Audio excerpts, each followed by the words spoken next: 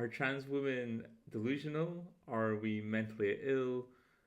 Are we misled by the transgender propaganda machine? Are we sexualizing and fetishizing other women? These are all kind of points raised against us, and I'm here to kind of answer that using my own experience, and also going to talk about a little bit why we, as trans people, might seem a bit weird.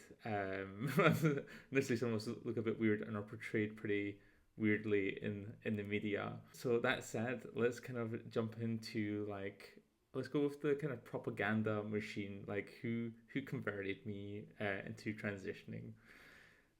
I have shared before that one of my earliest memories, roughly when I was four, there's several times I can remember going into my sister's room when she's not there. There's a bit of an age gap, so she'd be at school and I hadn't started school yet. So I would go in the room and I would play with her toys or put her clothes on, and I can, like, clear as day, see the image of when I was sat on the floor playing with our Barbie dolls with the Barbie house, and it had the elevator, and playing stories with the dolls. That alone, kids playing with the opposite gendered toys, isn't like a huge thing. I would say about the dressing component, I did it because it was comfortable and I liked it. But what you might see more today with, like, say, boys dressing up is that they might get like an Elsa costume. And I know even older men that, like, maybe they like Beyonce, and so they dress in a theme of Beyonce, but they're dressing to that character because they like that character and they're living or acting out a character. And I've seen even in like pantomimes, guys dress up and play a character, and that's very different. Like, they're representing someone else or embodying someone else for a brief time. And I think women do that the same. Like, I've seen girls dress up as Spider-Man and even Batman, and for, like, that short period of dressing up and playing, that's all normal. But in this case, I was just doing it more casually, and because I was like, oh, I like that, and sitting down and just getting on with my playtime. But this actually happened through multiple steps in my life. And it kind of came hidden mostly because I have a memory around that time as well of my dad seeing my sister dress me up one time and telling her to get me undressed because he disapproved, to put it short. And I'm not going to go too much into that, but it was probably the start of one of the starting points of why things became so hidden. And my sister did dress me up between 4 and probably 8, very sporadically. I'm talking like maybe once a year, once or twice a year. And I'd be like, oh no, not dressed up, but inside, like, yeah, because that was an avenue to do it. And when I became probably about 12, that's when I started dressing at night in my mom and sister's clothes. And then probably did that for a couple of years and then stopped. Basically, got freaked out by a line in the Bible that men shouldn't wear women's clothes. And, well, I was regarded as a boy and I didn't want to be upsetting God. And so I stopped. And, up until that point, I didn't feel anything wrong with it apart from, like, the shame from men in my life.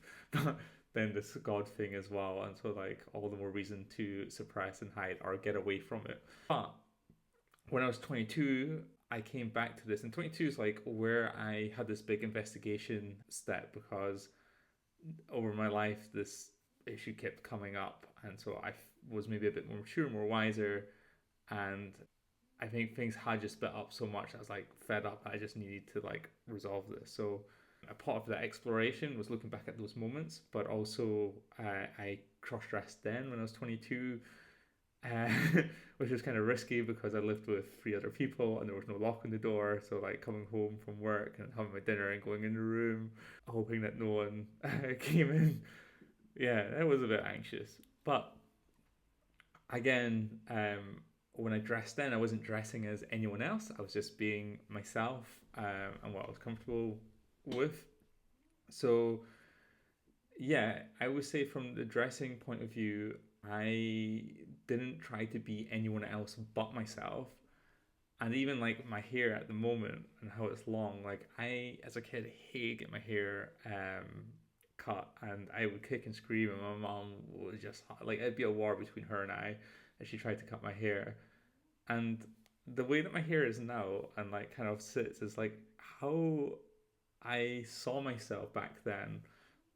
Like, oh, that's who, like that's what it's going to look like for me, and like I like that, and like I guess that's maybe why I kicked and screamed, because that was like who I was, and so like getting it cut was always like a reset from that. Maybe like yeah, I just want yeah, it was frustration. uh, but yeah, that everything was more about myself, and I do get like jealous of other women, but I don't want to be that woman. Like I don't want to be her. I don't like want to live as someone else. It's always like myself and the kind of alignment in my head with my body. So like how there's like a mental map of who I am in my head, and that's the one that I'm trying or I align with, and that's the what kind of comes through. So it's not someone else. It's not anyone like me kind of being jealous, or even my sister, as those rare times that she did dress me up, she never was like, I really want a sister, be my sister, blah, blah, blah. She never did that to me, pressured me. I think, like, again, those were one off kind of things that I was like lucky to have, I guess, in those times. Another point is that this is like, we're talking from early 90s up until like early 2000s or mid 2000s, and there was no internet. And social, well, there was internet, but not as the internet was today, and there was no social media, so there wasn't like all these like memes or like posts like trying to lure me in. Yeah, there wasn't any LGBT people in the family, or like TV shows or that was shown. There wasn't any like, and that means there was no trans people around to kind of influence me. So there was no outside influence. There was no luring or seduction or mental fixation. It was all just like an internal, innate sense, and a natural one at that. When it came to um, seeing myself as a girl to as a woman and as a female. I think the other point to raise here is I had um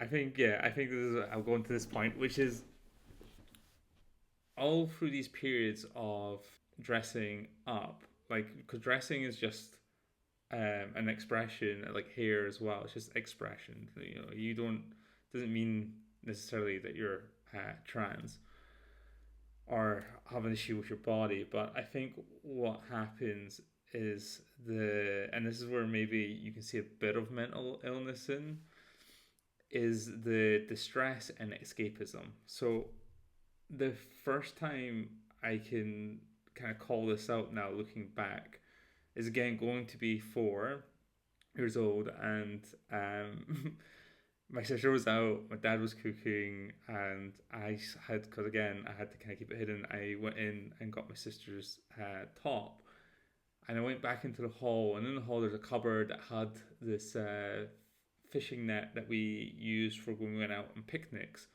to go by the burns or whatever, and I took that fishing net, went to my parents' room on the bed, and I put the net on me, and I was like, oh no, I've been captured and they're turning me into a girl.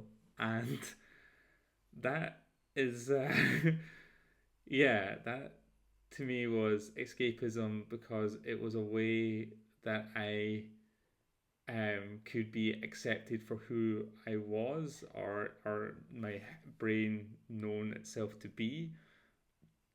And it wasn't me to blame because it was outside my control. And that's a little bit of play pretend, I guess, going on there, but it's not. I think that's pushing it beyond the norm. But this is like it escalates as I get older. So I had lots of great male role models, and I wouldn't be here where I am today without them. I had a very successful life, and I owe a lot to like kind of the mentoring and even older friends that I had who kind of pushed me. So like it wasn't like I was a void of any male representation, and my dad got me pumped for going through puberty because he was like, once you go through this and you're a man, you can have that, you know, go get a beer at the bar.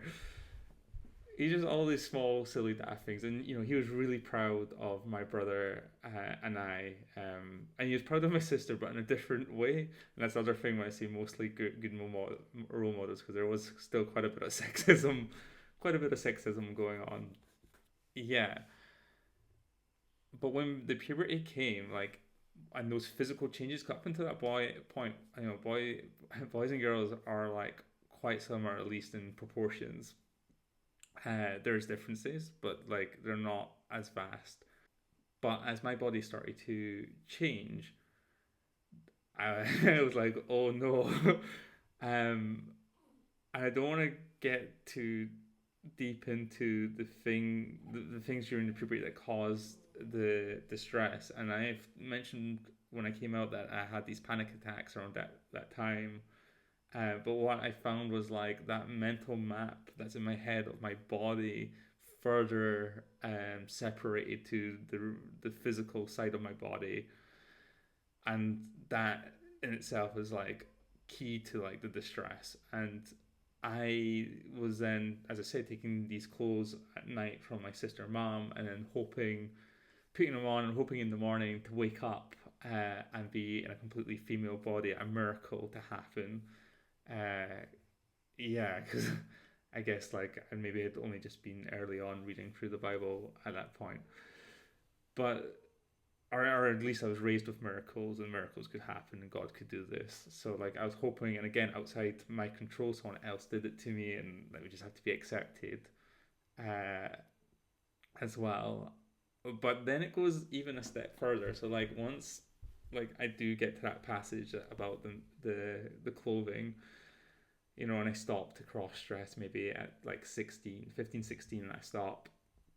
I still was hoping for change. And the the most like out there one was I used to when I was by myself get off the bus one stop later, and that means that it took me longer to get home. But the reason why I did that is because I would have to take the back street, and the back street that connects, or how the back street connects to my parents' street is through an alleyway. And this alleyway from the way that I would walk in has a kind of brick wall with an entrance that you have to pass through, and it's completely blind spot on your right where this brick wall is.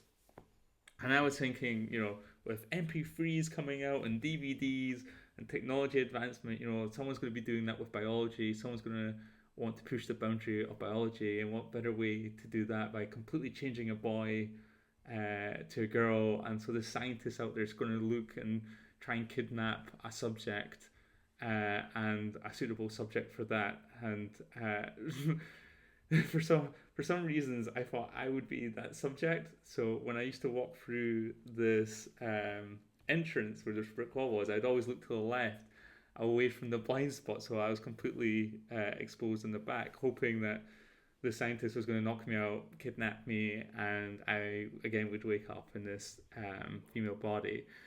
And that is really out there. That is like, I had a whole story in my head how this could have worked, and like was still secretly hoping it was happening because I did it a lot. I did it a lot to go through there, and I think a big part of it is that distress, because you can't resolve the nothing is resolving the conflict that's happening with the body, and I can't I'm not able to talk to anyone about it, and so I need an extreme solution to get out of it. And I didn't know about anything else in the medical care for trans people. Because if I could talk to someone at that point and you could hear those stories, like I'm sure you are now, yes, it's delusion, but it's clearly someone having a hard time, and it's someone that's being raised in a loving family home with key like kind of moral and principles that you would expect from a family, um, and still coming out this way, you you would be like, yeah, something is happening underneath here, and if you were a professional that worked with trans people, you'd be like, yes, you have gender dysphoria. Like, this is I don't know if it's classic stuff, but it's what the um, old school kind of research showed in trans kids. Uh, so yeah, I hope I've showed you now at this point that it came from me, and like the mental illness side of things comes from like the stress, and that built up a lot. Even so, when I came 16 and religious, then I became hardcore religious, and I was pretty out there. Like, I took Word of God really literal at that point. I think, yeah, I think at that point I just completely shut down, stopped going through the alleyway by 18 or whatever, and so from 18 to maybe 21, I'm like high in my faith, but still having these conflicts and issues that just it's like intrusive. It's like an intrusive discomfort that I'm not controlling. So I think it all builds up, and that's why at 22 I do this backwards research. Uh, and I had it again by the time I'm 28, because I try and put everything on hold, which I'll talk in a moment about. Um, yeah, so that's where like the mental side comes from, is not getting help and not being assisted, and I think that's where I am at the moment as well, is that because I'm not getting the help and support I need, and also like people around me, friends and family, don't quite fully get it and don't understand like what's going on, particularly like politically. I think that's why I'm kind of like up against it and maybe deteriorating a bit. No, I definitely am. But anyway, that's where I think the mental health stuff comes into it. It's not so much that you are trans. Um, but let's get onto the sexualization and the fetish stuff, which is, again, looking back when I'm 22, I can tell you, really quickly, 4 to 8, as I talked about dressing my sister's clothes and dressing up with her, nothing sexual happened. And as a teenager, when I was doing it secretly, maybe I was reading a book or playing video games, and then going into bed and, hoping again this body would change. So yeah, nothing sexual or exotic happening there. And then at 22, when I was cross dressing, I would come home from work, get my dinner, go in that room, and you know, I think the most exotic thing I did was it's not even exotic, but the only thing kind of different I did from those other times was I experimented with makeup. Um, just because like I was really impressed with the skills of some of the other women that I've seen, like artistic makeup, and I just wanted to try hands at that. So I think that's the only kind of different thing I did that time. Otherwise, I was finishing my work or completing emails, doing video games and watching movies, and yes, watching anime because I'm a bit of an anime nerd. A bit of a trope. But yeah, nothing exotic happened, and that's not to say though, like this is I've talked about double standards on trans people, and that's not to say like people who do kind of have a sexual experience while exploring are less trans or a bad trans.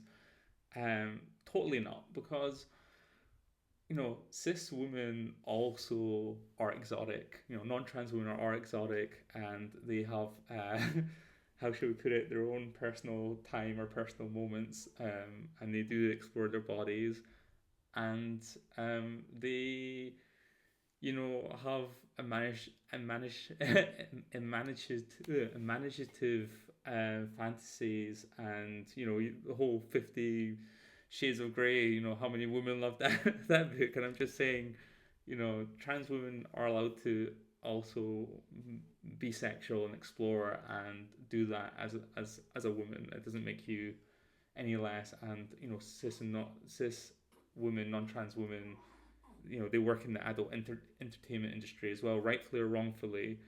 It doesn't make them less of a woman. The same with trans people. So I just want to clarify that a little bit, as well. So I've now covered the third point there, that how this isn't like a fetish or a sexualization. I didn't do it to like take any box off, and that actually a lot of it was just bringing peace and calmness. Like, it's not complete peace or calmness, but it made me feel better. Like, this top that I'm wearing that's a bit tight helps make my body feel smaller, because there's that mismatch between my physical body and the mapping in my head of like my body, is maybe an easy way to put it.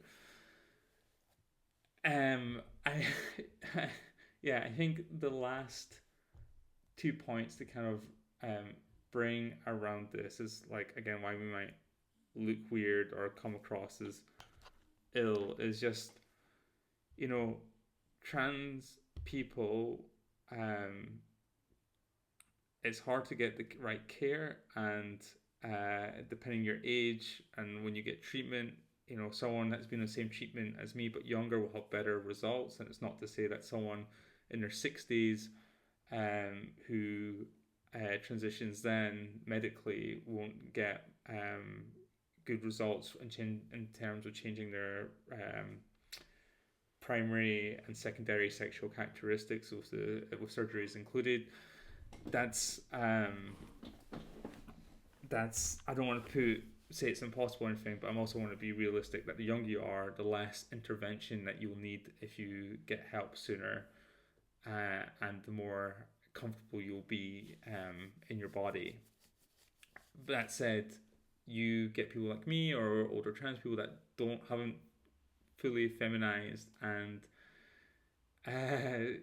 when we do come out particularly early on, there's all this like built up, not frustration, but like you've kind of been holding back for so long that it kind of floods out once you're able to say, I am trans, and go live your life, that you end up with this 6-year-old person wearing a My Little Pony t-shirt, or going hyper femme and hot pink and sparkles, and really pushing that femininity to extremes, or things that are associated with gender and women, like pushing those things, maybe not to everyone's taste, but I guess that's like an explosion out, and I've had a little bit of that. I've been mindful of it too, but it's logical why you would see, even a 70-year-old trans woman, if that's when they come out, spent their whole life holding it all in, and they finally get to a point where they feel safe that they can